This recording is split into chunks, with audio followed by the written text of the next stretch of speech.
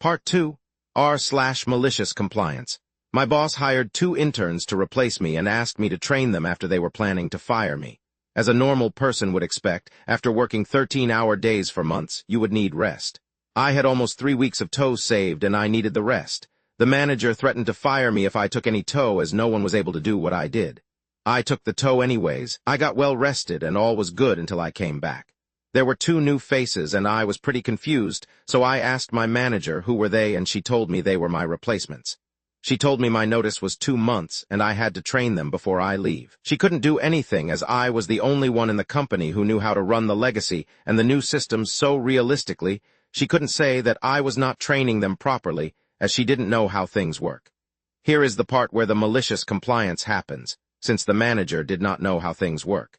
She told me to train the interns on the legacy systems to know better on how the company was built up, and I did just that. She told me strictly to just train the interns on the legacy, and she will be dealing with the rest. Sure, I'll do just that. It was until my last week when the shit really hit the fan. My manager found out that I have been only giving training on the legacy system, and I didn't give them my notes with tips on how to run the system that needed to be used for daily operations. My manager called in the CEO and the managing director to hold a meeting with me asking me why I hadn't trained my replacements properly.